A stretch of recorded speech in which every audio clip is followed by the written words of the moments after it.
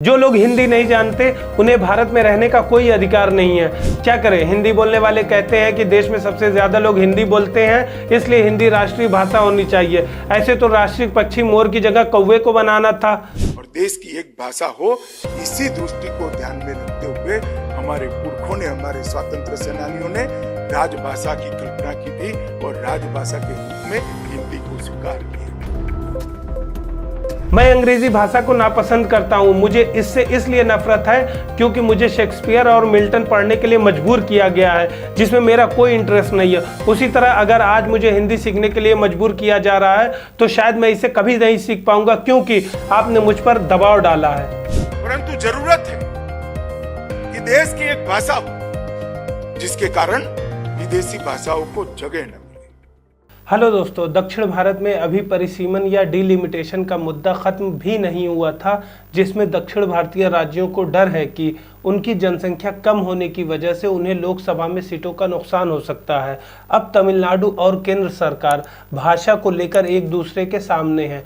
भाषा को लोगों को आपस में जोड़ने का एक साधन माना जाता है, लेकिन हाल ही में ये एक ज़बानी जंग का कारण बन गई है। मामला ये है कि तमिलनाडु सरकार ने राष्ट्रीय शिक्षा नीति 2020 को अभी तक राज्य में लागू नहीं किया है, और इसकी वजह ये बताया गया है कि ये नीति हिंदी को राज्य में थोपने की कोशिश है।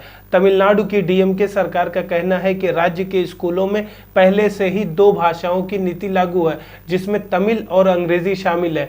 वहीं राष्ट्रीय शिक्षा नीति के तहत 3 भाषाओं की नीति है, जिसमें तमिल, अंग्रेजी और एक अन्य भारतीय भाषा का अध्ययन शामिल है। हालांकि इस नीति में स्पष्ट ये नहीं किया गया है कि तीसरी भाषा हिंदी ही होनी चाहिए, बल्कि ये कोई भी भारतीय भाषा हो सकती है। इसी सिलसिले में प्रधानमंत्री को अपने कड़े शब्दों में लिखे गए पत्र में तमिलनाडु के मुख्यमंत्री M.K. स्टालिन ने शिक्षा के अधिकार अधिनियम के प्रावधानों का समर्थन करने के लिए केंद्र प्रायोजित समग्र शिक्षा योजना के लिए अभी तक रुके हुए 2152 करोड़ रुपए को तत्काल जारी करने की मांग की है। आपको बता दें कि केंद्र ने तमिलनाडु में नई शिक्षा नीति 2020 को लागू करने से इनकार करने की वजह से समग्र शिक्षा योजना के लिए निर्धारित इस पैसे को रोक दिया था। केंद्र और तमिलनाडु के बीच टकराव का मुख्य कारण तथाकथित 3 भाषा फार्मूला है या 3 लैंग्वेज पॉलिसी है, जो कि नई शिक्षा नीति का एक अहम हिस्सा है। जबकि केंद्र का कहना है कि इस नीति का उद्देश्य ये सुनिश्चित करना है कि युवाओं में राष्ट्रीयता, बंधुत्व की भावना बढ़े। तमिलनाडु लंबे समय से इसे राज्य पर हिंदी थोपने की कोशिश की तरह देखता आ रहा है। तमिलनाडु में हिंदी विरोधी आंदोलनों का लगभग 100 साल से भी ज्यादा पुराना इतिहास है।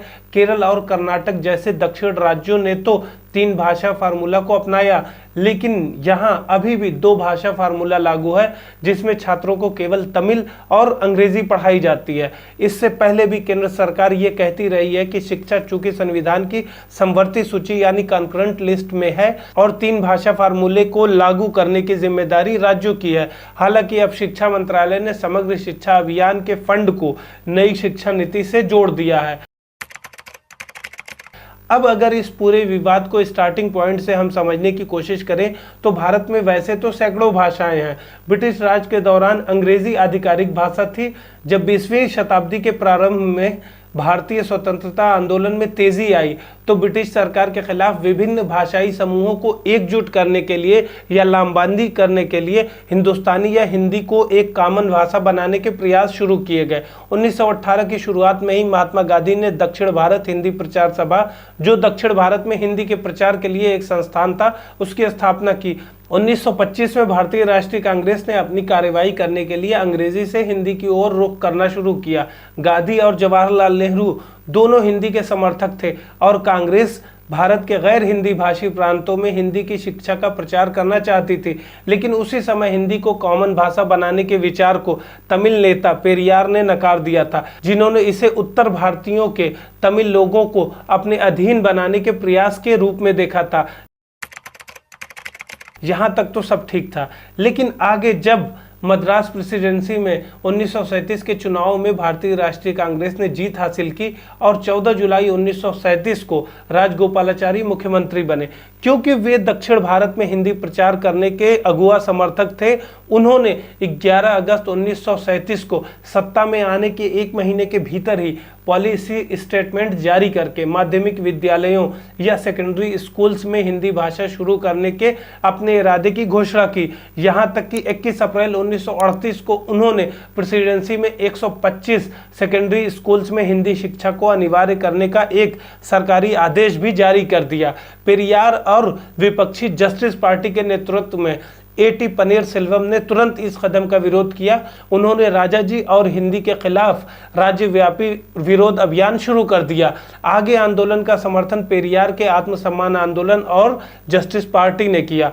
इसे तमिल युवाओं का भी समर्थन मिला। दिसंबर 1937 में हिंदी शिक्षा के विरोध में आंदोलन बड़े पैमाने पर शुरू हो गए। बड़ी संख्या में इसमें महिलाओं ने भी भाग लिया। इसमें एक और पहलू ये इम्पोर्टेंट है कि आंदोलन को ब्राह्मण विरोधी भावनाओं के रूप में भी देखा गया, क्योंकि प्रदर्शनकारियों का मानना था कि ब्राह्मण तमिल पर हिंदी और संस्कृत थोपने का प्रयास कर रहे हैं। द्रविड़ आंदोलन के जनक पेरियार अक्सर आर्यों को आक्रमणकारी बताते थे। वे कहते थे कि ब्राह्मणों के आने से ही तमिल समाज का विभाजन हुआ है। इस तरह हिंदी का विरोध शुरू हुआ। ऐसे समय में सत्तारूढ़ कांग्रेस पार्टी भी हिंदी मुद्दे पर बढ़ गई थी, जबकि राजाजी और उनके समर्थक अपनी स्थिति पर अड़े हुए थे। एस राधाकृष्णन इसके खिलाफ थे। वे चाहते थे कि राजाजी हिंदी को वैकल्पिक बना सकते हैं, जिसमें जिसकी मर्जी हो पढ़े, जिसकी मर्जी न हो वो न पढ़े। लेकिन राजाजी अपने रुख में दृढ़ थे। आंदोलन के विरोध में पुलिस प्रतिक्रिया 1939 तक क्रूर हो गई। आंदोलन के दौरान 1198 प्रदर्शनकारियों को गिरफ्तार कर लिया गया था, जिसमें 73 महिलाएं भी जेल में थीं। 32 बच्चे उन महिलाओं के साथ भी जेल में थे। पेरियार पर 1000 रुपए का जुर्माना लगाया गया था, लेकिन 7 जून 1939 को आंदोलन में भाग लेने के लिए गिरफ्तार किए गए सभी लोगों को रिहा कर दिया गया। राजाजी ने आंदोलनकारियों का मुकाबला करने के लिए हिंदी समर्थकों की बैठकें भी आयोजित करना शुरू किया। लेकिन इसी बीच 29 अक्टूबर 1939 को कांग्रेस सरकार ने द्वितीय विश्व युद्ध में भारत को भी शामिल किए जाने के विरोध में इस्तीफा दे दिया। अब मद्रास प्रांतीय सरकार गवर्नर के शासन के तहत आ गई। 31 अक्टूबर को पेरियार ने आंदोलन को निलंबित कर दिया और गवर्नर से हिंदी को अनिवार्य बनाने संबंधी आदेश को वापस लेने को कहा। आगे 21 फरवरी 1940 को गवर्नर ने हिंदी की अनिवार्यता को वापस लेने और इसे वैकल्पिक बनाने के लिए एक सर्कुलर जारी किया। इसके बाद कुछ दिनों तक आंदोलन शांत रहा। अब जैसे जैसे लग रहा था कि देश आज़ाद होने वाला है, वैसे वैसे दक्षिण भारतीय राज्यों, खासकर तमिल क्षेत्र में हिंदी को लेकर शंका भी बढ़ रही थी। 1946 से 50 के दौरान द्रविड़ कड़गम या डीके और पेरियार ने हिंदी के खिलाफ विरोध जारी रखा। जब भी सरकार ने स्कूलों में हिंदी को अनिवार्य भाषा के रूप में पेश किया तो हिंदी का कड़ा विरोध हुआ। इस पीरियड में सबसे बड़ा हिंदी विरोधी आंदोलन 1948 से 1950 के बीच हुआ था। भारत ने 1947 में स्वतंत्रता प्राप्त करने के बाद केंद्र सरकार ने स्कूलों में हिंदी अनिवार्य बनाने के लिए सभी राज्यों से आग्रह किया। रामास्वामी रेड्डी के तहत मद्रास प्रेसिडेंसी की कांग्रेस सरकार ने 1948 से 1949 शैक्षणिक वर्ष से हिंदी अनिवार्य बना दिया। छात्रों को आगे की क्लास में प्रमोट होने के लिए हिंदी में न्यूनतम अंक पाना भी जरूरी किया गया। पेरियार ने एक बार फिर एक हिंदी विरोधी आंदोलन शुरू कर दिया। 17 जुलाई को द्रविड़ कड़गम ने अनिवार्य हिंदी शिक्षण का विरोध करने के लिए एक ऑल पार्टी हिंदी विरोधी सम्मेलन बुलाया। 1938 से 1940 के आंदोलन की तरह इस आंदोलन में भी हमले, काले झंडे दिखाना, हिंदी विरोधी काम शुरू किया गया। जब राजाजी, जो तब भारत के गवर्नर जनरल थे, ने 23 अगस्त को मद्रास का दौरा किया तो उनकी यात्रा के दौरान भी काले झंडे दिखाए गए और उनका विरोध किया गया। 27 अगस्त को पेरियार और अन्नादुरई को गिरफ्तार कर लिया गया, लेकिन सरकार ने हिंदी पर अपनी स्थिति नहीं बदली और आंदोलन भी उसी तरह जारी रहा। आगे 18 दिसंबर को सरकार और आंदोलनकारियों के बीच एक समझौता हुआ। सरकार ने आंदोलनकारियों के खिलाफ कानूनी कार्रवाई बंद कर दी और उन्होंने 26 दिसंबर 1948 को आंदोलन समाप्त कर दिया। आखिरकार सरकार ने 1950-51 के शैक्षिक वर्ष से हिंदी शिक्षण को फिर से वैकल्पिक बना दिया। जो छात्र हिंदी सीखना नहीं चाहते थे अब वे हिंदी कक्षाओं के दौरान स्कूल की अन्य गतिविधियों में भाग लेने की इजाजत पा गए थे। इसी बीच साथ साथ स्वतंत्र भारत के लिए एक संविधान सभा तैयार करने के लिए भारतीय संविधान सभा की स्थापना भी 9 दिसंबर 1946 को की गई थी। संविधान सभा में भाषा को लेकर भयंकर बहस देखी गई। एक राष्ट्रीय भाषा को अपनाने, जिस भाषा में संविधान को लिखा जाना था और जिस भाषा में संविधान की कार्यवाही आयोजित की जानी थी, वो संविधान की सबसे बड़ी बहस थी। एक तरफ हिंदी भाषी प्रांतों के सदस्य थे जैसे अलगू राय शास्त्री, आर.वी. धुलेकर, बालकृष्ण शर्मा, पुरुषोत्तम दास टंडन, बाबूनाथ गुप्ता, रविशंकर शुक्ला, सेठ गोविंद दास। उन्होंने बड़ी संख्या में हिंदी समर्थक तर्क दिए और हिंदी को एकमात्र राष्ट्रीय भाषा के रूप में अपनाने के लिए तर्क दिया। वहीं 10 दिसंबर 1946 को ही धुलेकर ने इस बात को लेकर कहा कि जो लोग हिंदी को नहीं जानते उन्हें भारत में रहने का कोई अधिकार नहीं है। जो लोग सदन में भारत के लिए संविधान तैयार करने के लिए मौजूद हैं और हिंदी को नहीं जानते, वे इस सभा के सदस्य ही नहीं माने जाएंगे। इससे बेहतर उनकी छुट्टी थी। भारत की राष्ट्रीय भाषा के रूप में हिंदी को मान्यता देने के पक्ष में संविधान सभा के सदस्यों के आगे 2 गुट बन गए। हिंदी गुट में पुरुषोत्तम दास टंडन, रविशंकर शुक्ला, गोविंद दास और के.एम. मुंशी शामिल थे। दक्षिण भारत के कुछ संविधान सभा के सदस्यों में टी.टी. कृष्णामचारी, जी. दुर्गाबाई, रामलिंगम चेट्टियार, एन.जी. रंगा, एन. गोपाल स्वामी अयंगर, जहां इस हिंदी विरोधी ब्लॉक ने आधिकारिक भाषा के रूप में अंग्रेजी का पक्ष लिया और समर्थन किया कि अंग्रेजी को जारी किया जाए। इस बहस के 3 साल बाद सभा में 1949 के अंत में एक समझौता हुआ। इसे मुंशी अयंगर फार्मूला भी कहा जाता है, जो के.एम. मुंशी और गोपाल स्वामी अयंगर के नाम पर था और इसने सभी समूह की मांगों को शामिल करने की एक कोशिश की। इस समझौते के अनुसार ही भारतीय संविधान का भाग 17 का मसौदा तैयार किया गया था, जो अनुच्छेद 343 से 351 तक राजभाषा से संबंधित है। हालांकि इसमें राष्ट्रीय भाषा का कहीं भी कोई उल्लेख नहीं है। इसके बजाय ये संघ की केवल आधिकारिक भाषा परिभाषित करता है, जहां देवनागरी लिपि में हिंदी भारतीय संघ की आधिकारिक भाषा होगी। साथ ही 15 सालों तक अंग्रेजी का उपयोग सभी आधिकारिक उद्देश्यों के लिए भी किया जाएगा। आगे संविधान का भाग 17 में भाषा से संबंधित कई प्रावधान जोड़े गए, जिसे हम वीडियो के अंत में डिस्कस करेंगे। लेकिन उसी समय हिंदी के साथ आधिकारिक भाषा के रूप में अंग्रेजी को गोद लेने के लिए जनसंघ के संस्थापक श्यामा प्रसाद मुखर्जी जैसे हिंदी समर्थक राजनेताओं ने इसकी भारी आलोचना की और उन्होंने हिंदी को जल्द से जल्द राष्ट्रीय भाषा बनाने की मांग की। आगे 26 जनवरी 1950 को संविधान अपनाए जाने के तुरंत बाद आधिकारिक उपयोग के लिए हिंदी प्रचार करने के तेजी से प्रयास किए गए। आगे 1952 में शिक्षा मंत्रालय ने एक स्वैच्छिक हिंदी शिक्षण योजना भी शुरू की। 1955 में केंद्र सरकार के सभी मंत्रालयों, विभागों के लिए एक हिंदी प्रशिक्षण कार्यक्रम भी शुरू किया गया। जैसा कि संविधान के अनुच्छेद 343 द्वारा प्रावधान किया गया था, नेहरू ने 7 जून 1955 को बीजी खेर की अध्यक्षता में पहला आधिकारिक भाषा आयोग नियुक्त किया। आयोग ने 31 जुलाई 1956 को अपनी रिपोर्ट दी।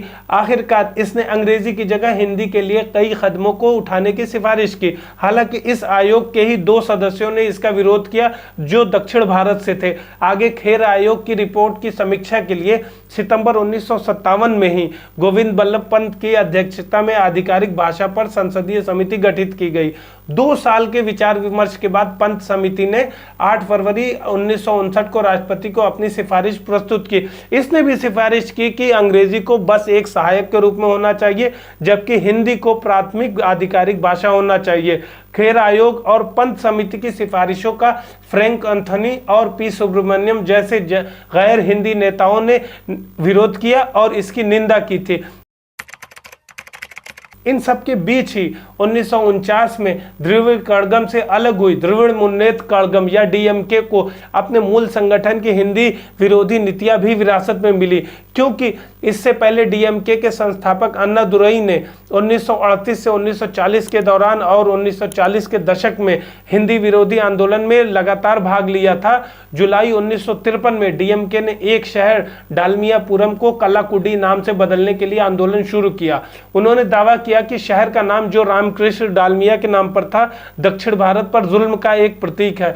15 जुलाई 1953 को ही एम करुणानिधि, जो बाद में तमिलनाडु के मुख्यमंत्री भी बने, और अन्य डीएमके सदस्यों ने डालमियापुरम रेलवे स्टेशन के नेम प्लेट में हिंदी नाम मिटा दिया और पटरियों पर उतर गए। विरोध प्रदर्शन करने के बाद पुलिस के साथ विवाद में 2 डीएमके सदस्यों ने अपनी जान गंवा दी और करुणानिधि सहित कई अन्य लोगों को गिरफ्तार भी किया गया था। 1950 के दशक में डीएमके ने तमिलनाडु की अलगाववादी मांग के साथ अपनी हिंदी विरोधी नीतियों को भी लगातार जारी रखा। 21 सितंबर 1957 को डीएमके ने बीजी खेर आयोग की सिफारिशों को लेकर हिंदी के विरोध में एक हिंदी विरोधी सम्मेलन बुलाया था। 13 अक्टूबर 1957 को हिंदी विरोधी दिवस के रूप में मनाया गया। आगे डीएमके ने नेहरू के आश्वासन की वजह से और चीन भारत युद्ध के चलते अपनी अलगाववादी मांग को छोड़ दिया, लेकिन 1963 के आधिकारिक भाषा अधिनियम के पारित होने के साथ हिंदी विरोधी रुख फिर से उभर कर सामने आया। आधिकारिक भाषा बनाने के लिए हिंदी के तर्क पर डीएमके के अन्नादुरई ने कहा कि क्या करें, हिंदी बोलने वाले कहते हैं कि देश में सबसे ज्यादा लोग हिंदी बोलते हैं, इसलिए हिंदी को राष्ट्रीय भाषा होनी चाहिए। ऐसे तो राष्ट्रीय पक्षी मोर की जगह कौवे को बनाना था। आगे 1963 के आधिकारिक भाषा अधिनियम को लेकर ही हिंदी को लागू करने के लिए संविधान के भाग 17 में निर्धारित समय सीमा के रूप में केंद्र सरकार ने हिंदी के आधिकारिक उपयोग को बढ़ाने के अपने प्रयासों को तेज किया, जिसने दक्षिण भारतीय राज्यों को और डरा दिया। 1960 में ही हिंदी टाइपिंग और स्टेनोग्राफी के लिए अनिवार्य प्रशिक्षण शुरू किया गया। उसी साल भारत के राष्ट्रपति राजेंद्र प्रसाद ने पंच समिति की सिफारिशों पर कार्य किया और हिंदी शब्दावली तैयार करने, हिंदी में साहित्य और कानूनी संहिता का अनुवाद करने, सरकारी कर्मचारियों को हिंदी शिक्षा प्रदान करने और हिंदी प्रचार के लिए अन्य प्रयासों के आदेश जारी किए। ये विधेयक 21 जनवरी 1963 को संसद में पेश किया गया था। विधेयक का विरोध डीएमके सदस्यों से हुआ, जिन्होंने विधेयक की धारा 3 में विल के बजाय मे शब्द का उपयोग करने पर विरोध किया था। वो खंड था कि अंग्रेजी भाषा का हिंदी के अलावा उपयोग जारी रखा जा सकता है, यानी मे बी यूज्ड। इस वर्ड को लेकर डीएमके ने तर्क दिया था कि भविष्य में प्रशासन द्वारा मे शब्द का शाब्दिक अर्थ के रूप में व्याख्या किया जा सकता और अंग्रेजी को हटाया जा सकता। उन्हें डर था कि आगे अल्पसंख्यक राय पर विचार नहीं किया जाएगा और गैर हिंदी भाषा बोलने वाले लोगों के विचारों को नजरअंदाज कर दिया जाएगा। इसी क्रम में 22 अप्रैल को नेहरू ने संसद सदस्यों को फिर से आश्वस्त किया कि उस विशेष मामले के लिए मे का शब्द वही होगा जैसा कि पहले था। तब डीएमके ने मांग किया कि अगर ऐसा है तो मे के बजाय विल का उपयोग क्यों नहीं किया जा रहा है। डीएमके ने अंग्रेजी की निरंतरता के लिए लगातार प्रयास किया कि अंग्रेजी का यूज बना रहे और तर्क दिया कि आधिकारिक भाषा के रूप में अंग्रेजी का यूज हिंदी और गैर हिंदी दोनों भाषा बोलने वाले लोगों के लिए समान रूप से फायदेमंद और समान रूप से नुकसानदेह होगा। लेकिन विधेयक 27 अप्रैल को शब्द में बिना किसी भी बदलाव के पारित कर दिया गया, जैसा कि उन्होंने पहले चेतावनी दी थी। अन्नादुरई ने हिंदी के खिलाफ राज्यव्यापी विरोध प्रदर्शन शुरू कर दिया। नवंबर 1963 में एक हिंदी विरोधी सम्मेलन में संविधान के भाग 17 को जलाने के लिए 500 डीएमके सदस्यों के साथ अन्नादुरई को गिरफ्तार कर लिया गया। उन्हें जेल में 6 महीने की सजा सुनाई गई थी। 25 जनवरी 1964 को एक डीएमके सदस्य चिन्ना स्वामी ने हिंदी के विरोध में त्रिची में आत्महत्या कर ली थी। उन्हें डीएमके ने हिंदी विरोधी संघर्ष में भाषा शहीद कहा था। इसी बीच 1964 में नेहरू की मृत्यु हो गई और लाल बहादुर शास्त्री भारत के प्रधानमंत्री बने। शास्त्री और उनके वरिष्ठ कैबिनेट सदस्य मोरारजी देसाई और गुलजारी लाल नंदा हिंदी को एकमात्र आधिकारिक भाषा बनाने के प्रबल समर्थक थे। इससे ये आशंका और बढ़ी कि 1959 और 1963 के नेहरू के आश्वासन को ध्यान में नहीं रखा जाएगा। केंद्र सरकार की नौकरियों में हिंदी को प्राथमिकता, खासकर सिविल सेवा और केंद्रीय सेवा परीक्षाओं का माध्यम हिंदी बनाए जाने के डर से छात्रों को बड़ी संख्या में हिंदी विरोधी आंदोलन में शामिल किया गया। 1965 की शुरुआत में ही मद्रास राज्य में हिंदी विरोधी आंदोलन संख्या और तात्कालिकता दोनों में बढ़ गया। तमिलनाडु के छात्रों को एंटी हिंदी आंदोलन परिषद का गठन करने के लिए प्रोत्साहित किया गया। परिषद में मद्रास के सभी बड़े नेता शामिल थे। हिंदी के विरोध में पूरे राज्य में कई छात्र सम्मेलन आयोजित किए गए। उन्होंने संविधान के भाग 17 के अनिश्चितकालीन निलंबन की मांग की। केंद्र सरकार के गृह और सूचना एवं प्रसारण मंत्रालय, जो क्रमशः नंदा और इंदिरा गांधी की अध्यक्षता में थे, इसने 26 जनवरी को अंग्रेजी की जगह हिंदी लाने के लिए एक सर्कुलर जारी किया। आगे 16 जनवरी को ही अन्नादुरई ने घोषणा की कि 26 जनवरी इस साल शोक दिवस के रूप में मनाया जाएगा। उस समय मद्रास के मुख्यमंत्री एम भक्तवत्सलम ने चेतावनी दी कि राज्य सरकार गणतंत्र दिवस की पवित्रता के साथ कोई भी खिलवाड़ बर्दाश्त नहीं करेगी और अगर उन्होंने राजनीति में भाग लिया तो छात्रों के साथ कठोर कार्रवाई की जाएगी। लेकिन विरोध बढ़ता ही गया। आगे 25 जनवरी को मदुरई में आंदोलन करने वाले छात्रों और कांग्रेस पार्टी कार्यकर्ताओं के बीच संघर्ष बढ़ गया और इसने एक दंगे का रूप ले लिया। दंगा जल्द ही जल्द पूरे राज्य में फैल गया। पुलिस ने विरोध प्रदर्शन में छात्रों पर गोलाबारी के साथ जवाब दिया। आग लगने, लूटपाट और सार्वजनिक संपत्ति के नुकसान की घटना आम हो गई। रेलवे स्टेशनों पर रेलवे और हिंदी नामों के बोर्ड को जला दिया गया, टेलीग्राफ लाइनों को काट दिया गया और रेलवे ट्रैक उखाड़े गए। लेकिन भक्तवत्सलम सरकार ने इस स्थिति को भी कानून और व्यवस्था की समस्या के रूप में माना और आंदोलन को खत्म करने के लिए पैरामिलिट्री फोर्स बुलाया। पुलिस कार्रवाई से परेशान हिंसक लोगों ने 2 पुलिसकर्मी मार दिए। कई आंदोलनकारियों ने साथ ही आत्मदाह और जहर खाकर भी आत्महत्या की। दंगे के 2 हफ्ते में करीब 70 लोग मारे गए थे, ये आधिकारिक अनुमान है, जबकि कुछ अनौपचारिक रिपोर्ट में इस मृत्यु के आंकड़े को 500 से ज्यादा बताया गया। बड़ी संख्या में छात्रों को गिरफ्तार भी किया गया और संपत्ति के नुकसान का आकलन 10 मिलियन रुपए तक का किया गया। आगे 28 जनवरी को मद्रास विश्वविद्यालय, अन्नामलाई विश्वविद्यालय और राज्य के अन्य कॉलेजों और स्कूलों को अनिश्चित काल तक बंद कर दिया गया था। कांग्रेस के भीतर भी नेताओं की राय अब विभाजित थी। के कामराज के नेतृत्व में एक समूह चाहता था कि सरकार तमिल क्षेत्र पर हिंदी नहीं थोपेगी, लेकिन मोरारजी देसाई जैसे अन्य लोग पीछे नहीं हुए। गृह मंत्री नंदा भक्तवत्सलम के आंदोलन को दबाने से सहमत थे। आगे दंगा फरवरी में भी जारी रहा और छात्रों ने आंदोलन पर अपना नियंत्रण खो दिया। शांत होने के लिए अन्नादुरई की अपील के बावजूद हिंसा जारी रही। एक समझौते के लिए दोनों पक्ष द्वारा तेजी से प्रयास किया गया। ऐसे में एक समझौते के लिए दोनों पक्षों द्वारा प्रयास किया गया और 11 फरवरी को मद्रास राज्य के 2 केंद्रीय मंत्रियों सी सुब्रमण्यम और ओवी अलगसेन ने सरकार की भाषा नीति का विरोध करने के लिए इस्तीफा दे दिया। हालांकि राष्ट्रपति एस राधाकृष्णन ने तब इसे स्वीकार करने से इनकार कर दिया था। उसके बाद शास्त्री ने समर्थन देते हुए 11 फरवरी को ऑल इंडिया रेडियो के माध्यम से दंगों पर सदमा व्यक्त करते हुए उन्होंने नेहरू के आश्वासन का सम्मान करने का वादा किया। उन्होंने तमिलनाडु को आश्वासन दिया कि अंग्रेजी का केंद्र राज्य और आपसी संचार के लिए उपयोग जारी रखेगा और अखिल भारतीय सिविल सेवा परीक्षा अंग्रेजी में ही आयोजित की जाएगी। इसके प्रभाव को देखें तो शास्त्री के आश्वासन ने अस्थिर स्थिति को कुछ शांत कर दिया। आगे 12 फरवरी को छात्रों की परिषद ने आंदोलन को अनिश्चित काल तक के लिए स्थगित कर दिया और 16 फरवरी को सी सुब्रमण्यम और ओपी अलगसेन ने अपना इस्तीफा वापस ले लिया। फरवरी और मार्च की शुरुआत में विरोध प्रदर्शन और हिंसा की छोटी घटनाएं जारी रही, लेकिन इनका असर हल्का था। 7 मार्च को प्रशासन ने छात्र नेताओं के खिलाफ दायर सभी मामलों को वापस ले लिया और 14 मार्च को हिंदी विरोधी आंदोलन परिषद ने आंदोलन को छोड़ दिया। लेकिन शास्त्री के इस कदम ने उत्तर भारत के हिंदी समर्थक कार्यकर्ताओं को अब नाराज कर दिया था। जनसंघ के सदस्य नई दिल्ली की सड़कों पर आ गए जो अंग्रेजी साइन या निशानों को काला कर रहे थे। आंदोलन धीरे धीरे एक कांग्रेस विरोधी आंदोलन में बदल गया। यहां तक कि तमिलनाडु में भी 1967 के चुनाव में छात्र नेता पी श्रीनिवासन ने कद्दावर नेता के कामराज के खिलाफ चुनाव लड़ा और उन्हें हरा दिया। पूरे राज्य में छात्रों ने बड़ी संख्या में उनके लिए प्रचार किया और उनकी जीत सुनिश्चित किया। कांग्रेस पार्टी हार गई और मद्रास राज्य में पहली बार डीएमके सत्ता में आई।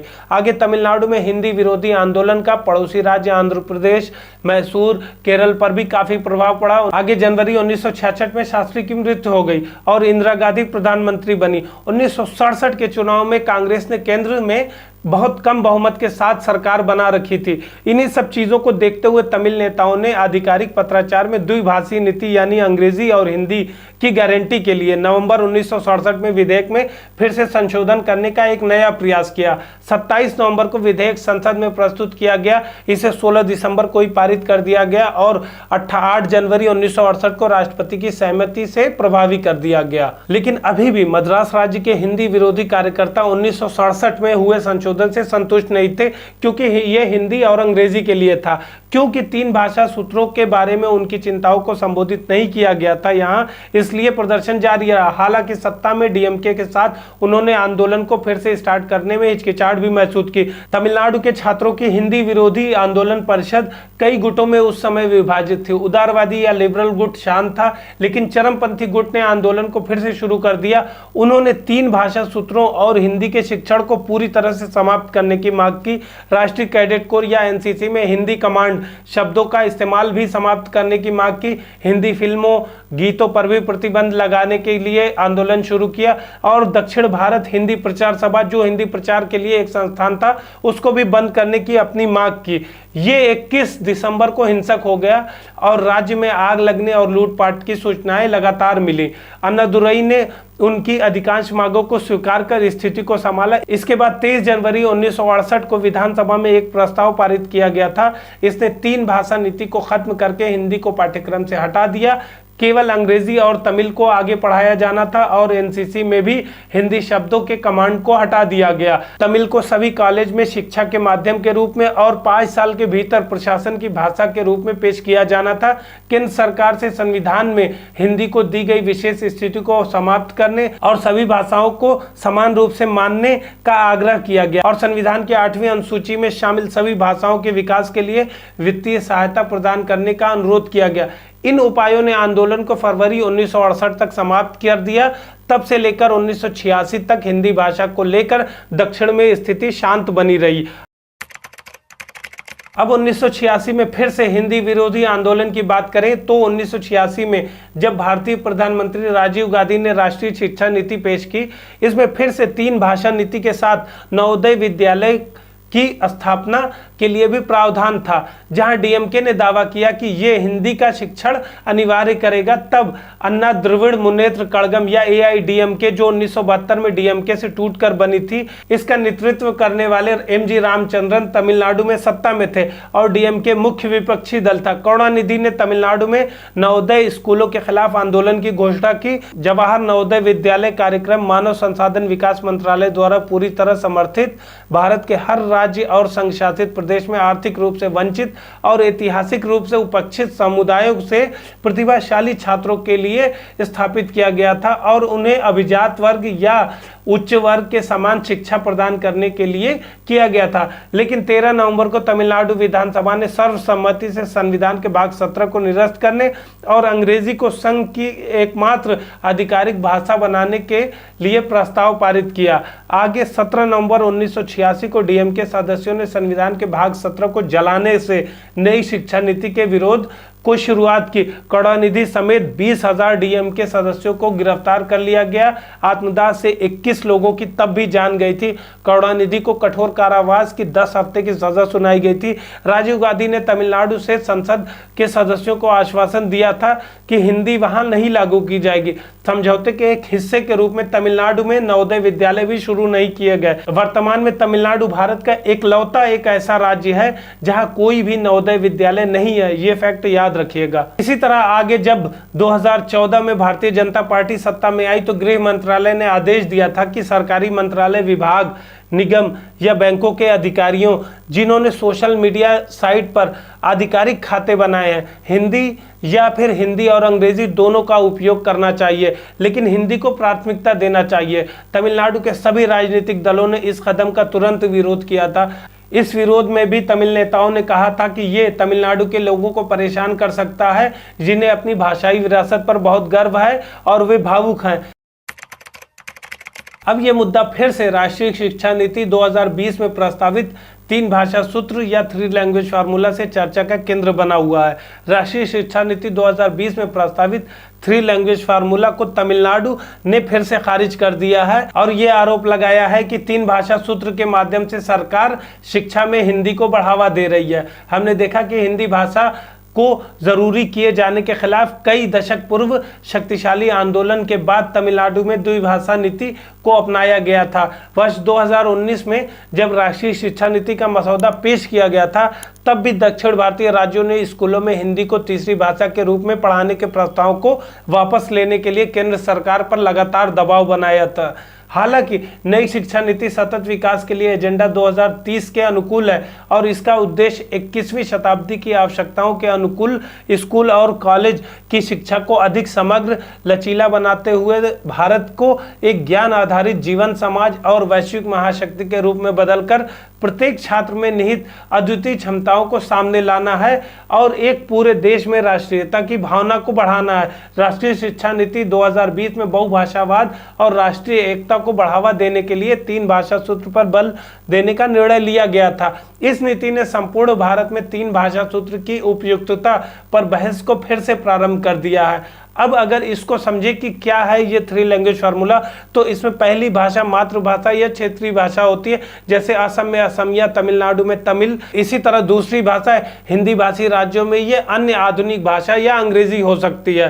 गैर हिंदी भाषी राज्यों में ये हिंदी या अंग्रेजी हो सकती है। वहीं तीसरी भाषा हिंदी भाषी राज्यों में हिंदी और अंग्रेजी के अलावा एक अन्य आधुनिक भारतीय भाषा हो सकती है, चाहे वो तमिल या तेलुगु हो सकती है। उसी तरह गैर हिंदी भाषी राज्यों में ये अंग्रेजी और क्षेत्रीय भाषा के अलावा कोई अन्य भारतीय भाषा हो सकती है, जिसमें दक्षिण भारतीय राज्यों को लगता है कि ये तमिल अंग्रेजी के साथ तीसरी हिंदी या संस्कृत होगी, जो उत्तर भारतीयों की भाषा है। पर इसमें कहीं पर भी किसी भी विशिष्ट भाषा को लेकर कोई भी अनिवार्यता नहीं लागू की गई है। वहीं अगर 3 लैंग्वेज फार्मूला की आवश्यकता को देखें तो राष्ट्रीय शिक्षा नीति 2020 के अनुसार भाषा सीखना बच्चे के संज्ञानात्मक विकास का एक महत्वपूर्ण हिस्सा है। इसका प्राथमिक उद्देश्य बहुभाषीयता या मल्टीलिंग्विज्म और राष्ट्रीय सद्भाव यानी नेशनल हार्मोनी को बढ़ावा देना है। इसका उद्देश्य हिंदी व गैर हिंदी भाषी राज्यों में भाषा के अंतर को समाप्त करना है। इसके तहत एक आधुनिक भारतीय भाषा का अध्ययन शामिल है, जो हिंदी भाषी राज्यों जैसे यूपी और एमपी में हिंदी और अंग्रेजी के अलावा कोई दक्षिणी भारतीय भाषाओं में से एक जैसे तमिल या तेलुगु हो सकती है। क्योंकि सालों से ये तमिलनाडु के लिए एक राजनीतिक मुद्दा भी है, वहाँ सभी राजनीतिक दल भी इसका लाभ उठाने की वजह से नहीं चाहते कि ये मुद्दा कभी खत्म हो। आपने देखा है कि कैसे 1967 में हिंदी विरोधी आंदोलन पर चढ़कर एक राजनीतिक दल डीएमके तमिलनाडु की सत्ता हासिल करने में कामयाब हो गई थी। इसी के साथ हिंदी विरोध दक्षिण खासकर तमिलनाडु की राजनीति का एक आवश्यक उपकरण बन गया है, जो आज भी उसी तरह कायम है। इसमें हिंदी भाषी राज्य भी उत्तरदायी हैं, क्योंकि दक्षिण भारतीय राज्यों में हिंदी भाषा के विरोध का अवसर देने के लिए काफ़ी हद तक हिंदी भाषी राज्यों के लोगों का दक्षिण भारतीय राज्यों की भाषाओं के प्रति उदासीन रवैया भी जिम्मेदार है। हिंदी भाषी राज्यों में तमिल, तेलुगु जैसी भाषाओं को सीखने सिखाने के प्रति कोई दिलचस्पी या उत्साह नहीं दिखाई देता, इसलिए दक्षिण भारतीय राज्यों में भी हिंदी भाषा के प्रति कोई विशेष लगाव नहीं है। हालांकि तमिलनाडु ने भी हिंदी भाषा की स्वैच्छिक शिक्षा को कभी भी प्रतिबंधित नहीं किया है और सीबीएसई स्कूलों की संख्या वहां लगातार बढ़ रही है, जहां हिंदी भाषा का अध्ययन भी कराया जाता है। इसी तरह चेन्नई स्थित 100 साल से ज़्यादा पुराना दक्षिण भारत हिंदी प्रचार सभा हिंदी भाषा के संरक्षण के लिए अभी भी लगातार कार्य कर रहा है, जिससे दक्षिण भारत में सक्रिय हिंदी प्रचारकों या शिक्षकों का 73% हिस्सा सिर्फ तमिलनाडु में है। अब अगर एग्जाम पॉइंट ऑफ व्यू से भाषा संबंधी संवैधानिक प्रावधान की बात करें, जो कि हमें जानना जरूरी है, तो भारतीय संविधान का अनुच्छेद 29 अल्पसंख्यकों के हितों की रक्षा करता है। अनुच्छेद में कहा गया है कि नागरिकों के किसी भी वर्ग जिसकी स्वयं की विशिष्ट भाषा, लिपि या संस्कृति है, उसे उसका संरक्षण करने का अधिकार होगा, जो एक मौलिक अधिकार है। इसी तरह अनुच्छेद 343 भारतीय संघ की आधिकारिक भाषा से संबंधित है। इस अनुच्छेद के अनुसार हिंदी देवनागरी लिपि में होनी चाहिए और अंकों के संदर्भ में भारतीय अंकों के अंतर्राष्ट्रीय रूप का अनुसरण किया जाना चाहिए। इस अनुच्छेद में यह भी कहा गया है कि संविधान को अपनाए जाने के शुरुआती 15 वर्षों तक अंग्रेजी का आधिकारिक भाषा के रूप में उपयोग जारी रहेगा। आगे अनुच्छेद 346 राज्यों और संघ एवं राज्य के बीच आपस में संचार के लिए आधिकारिक भाषा के विषय का प्रबंध करता है। आगे अनुच्छेद 346 राज्यों और संघ एवं राज्य के बीच आपस में संचार के लिए आधिकारिक भाषा के विषय के रूप में है। अनुच्छेद के अनुसार इस कार्य के लिए अधिकृत भाषा का उपयोग किया जाएगा। हालांकि यदि 2 या 2 से अधिक राज्य सहमत हैं तो उनके मध्य संचार की भाषा हिंदी हो सकती है, जैसा यूपी और एमपी, यूपी और बिहार के बारे में देखा गया है। इसी तरह अनुच्छेद 347 किसी राज्य की जनसंख्या के किसी भाग द्वारा बोली जाने वाली भाषा के संबंध में विशेष प्रबंध है। ये अनुच्छेद राष्ट्रपति को किसी राज्य की आधिकारिक भाषा के रूप में एक भाषा को चुनने की शक्ति प्रदान करता है। यदि उस राज्य की जनसंख्या का एक निश्चित भाग ये चाहता है कि उसके द्वारा बोली जाने वाली भाषा को राज्य द्वारा मान्यता दी जाए, तो वो निर्देश दे सकता है कि ऐसी भाषा को भी उस राज्य में सभी जगह या किसी एक भाग में सभी प्रयोजन के लिए, जैसा कि वो निर्दिष्ट करे, शासकीय भाषा या आधिकारिक भाषा के रूप में मान्यता दी जा सकती है। साथ ही अनुच्छेद 350A प्राथमिक स्तर पर मातृभाषा के शिक्षा की सुविधा प्रदान करता है। इसके साथ ही अनुच्छेद 350B भाषाई अल्पसंख्यकों के लिए एक विशेष अधिकारी की नियुक्ति का भी प्रावधान करता है। विशेष अधिकारी को राष्ट्रपति द्वारा नियुक्त किया जाता है, जो भाषाई अल्पसंख्यकों के सुरक्षा उपायों से संबंधित सभी मामलों की जांच करता है और राष्ट्रपति को रिपोर्ट सौंपता है। इस प्रकार 3 लैंग्वेज फार्मूला या 3 भाषी सूत्र राज्यों के बीच भाषाई अंतर को समाप्त कर राष्ट्रीय एकता को बढ़ावा देने का विचार रखता है। हालांकि ये भारत की क्षेत्रीय विविधता को एकीकृत करने के लिए एकमात्र उपलब्ध विकल्प नहीं है। तमिलनाडु जैसे राज्यों ने अपनी भाषा नीति के साथ न केवल शिक्षा मानक स्तरों को बढ़ाने में कामयाबी हासिल की है, बल्कि 3 लैंग्वेज फार्मूला को अपनाए बिना राष्ट्रीय अखंडता को भी बढ़ाया है। इसलिए 3 लैंग्वेज फार्मूला पर दबाव की नीति की जगह इसमें व्यापक विचार विमर्श होने की आवश्यकता है।